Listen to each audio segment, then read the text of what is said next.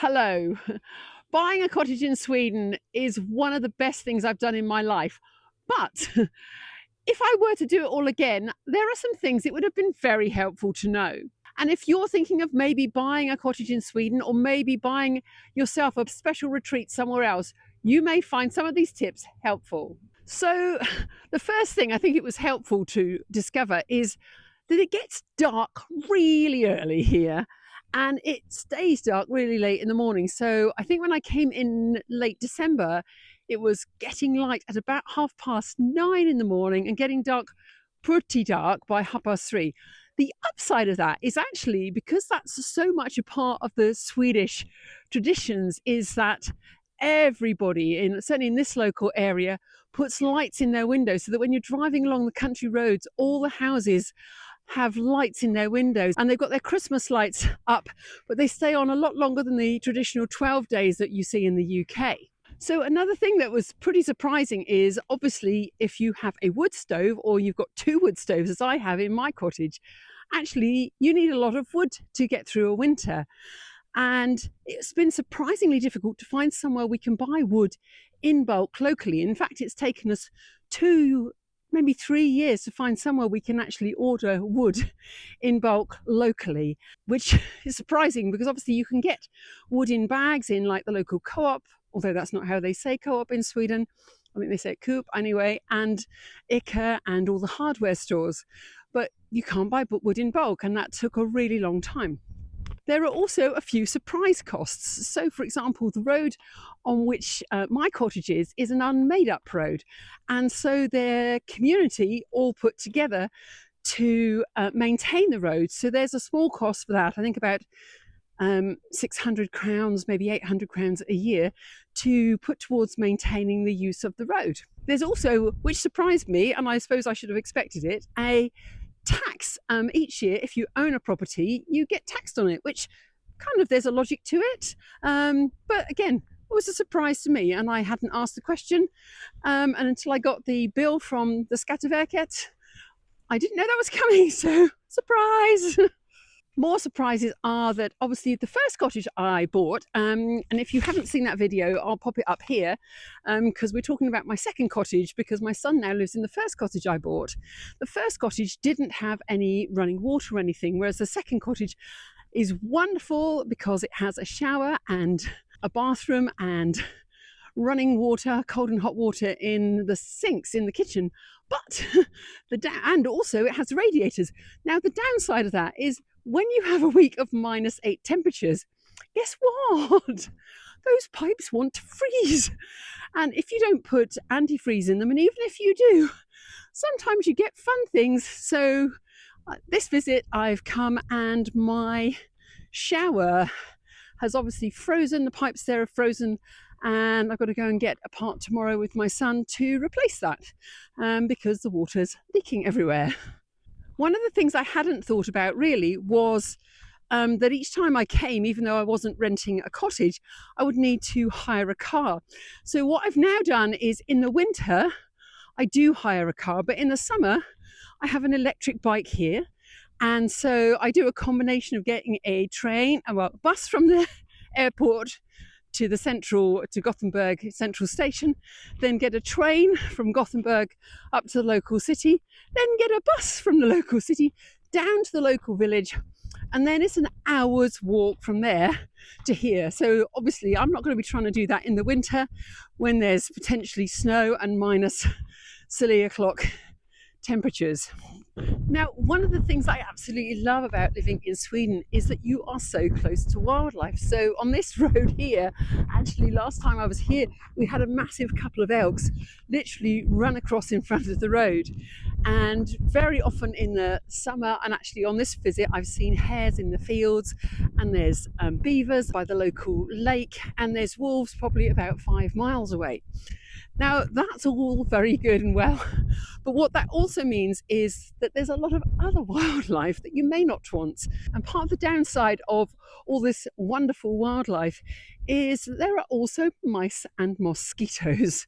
It's just one of the facts of life of living here in a wooden cottage, I think. So whereas in the UK, all my stores are just stuck in a cupboard in the packets they come in the shop.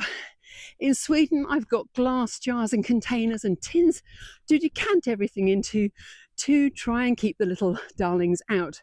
What I didn't realise, but I discovered on my last visit, is that actually they are so cunning, they can actually make their way inside my fridge, because I stupidly left some cheese, Parmesan cheese, in a container in a plastic tub in there. And somehow they could smell that from the outside of the fridge, knowing there was something worthwhile inside the fridge, and managed to worm their way in there. So I had a big surprise last time when I opened the fridge to find mice droppings all over the fridge. So yes, I won't be doing that again in a hurry. One of the other things which I think is really helpful to know is that there are laws that nobody will tell you about. Everybody will know, but there are laws. So for example, God love it, there's a cockerel crowing because, oh yes, we're in the Swedish countryside. Yes, so there are laws about things like composting. There are laws about what you can and can't do with waste. Now, what's great is you can walk into the local council offices. So I think the first time we came here, I walked into the council offices and needed to ask some questions about my waste. This is my old house that I'm just walking past, which is now my son's house. And the lady was so helpful. She spent an hour with me talking about what I needed to do if I wanted to compost waste, and what rules and licenses I needed to apply for. And she then walked me into the office of the chap that would then sort that out for me. So couldn't be more helpful. But again, you don't know what laws there are until somebody comes and tells you, oi, you shouldn't be doing that. And often in Sweden, the Swedes will be thinking it, but won't necessarily tell you. They'll just know. Another thing which I found absolutely brilliant is that all the systems here are set up because so many people have summer cottages. So for example, my bin here, I don't have to pay for it year round. I pay for it from March until October.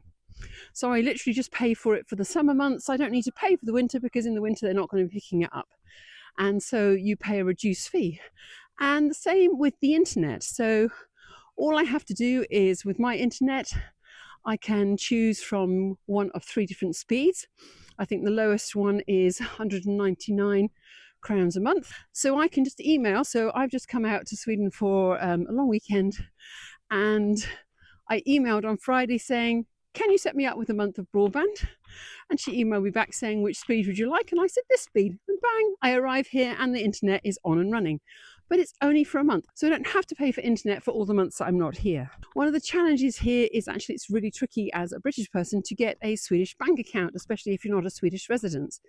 And so that means you can't use the SWIFT system, which is what almost all of the Swedish system is set up to use. And that means, for example, there's a shop about 2 or 3 miles down the road which you can access with your Swift card. It's kind of like a trust shop. It's just a small shop for essentials, but we can't access that because we don't have a Swift card, and that's kind of fine. But it does also mean that when I bought my house, when I bought the first one, which was, as I say, about £20,000, then we just basically paid that money direct into somebody's account, just completely trusting them and the agent that we were working with. And then when I came to buy my new house, which is just not that one, it's behind that one, I knew the lady. She'd been neighbours with my son for 2-3 years by that point, and I basically paid a chunk of money, a lot of money. I paid 10% deposit, and then the balance directly into her account using an app called Wise, which you also can have an online account with. So there was a lot of trust involved in the buying process. And finally, one of the things we didn't know to ask, but everybody in Sweden knew, was that when we bought this cottage, which was just a summer cottage at that point, but which is where my son and his family now live, is that all the furniture would be included. Yeah, all the garden furniture, everything. It was amazing. And there's a sauna, the whole gear. I'm like, just crazy for £20,000, isn't it? And actually, when I bought this cottage, what we didn't realise was standard was that all the white goods would be left behind. And in fact, because the owner was moving into a different type of property, she left behind several pieces of furniture, a sofa and the dining table and chairs, which was just such a blessing to us. So if this is your dream to own a small retreat somewhere, or to just live a life where you're getting away from it all. I can honestly say I have no regrets whatsoever about buying this. And when you think about it, you've got 85 summers, 85 winters, 85 springs, and 85 autumns or falls. That ain't a lot. And think about how many you've got left. I often do that, and that motivates me to make the most of every single year I've got left. And I hope you might do the same. I want to say thank you so much for watching, and see you next time.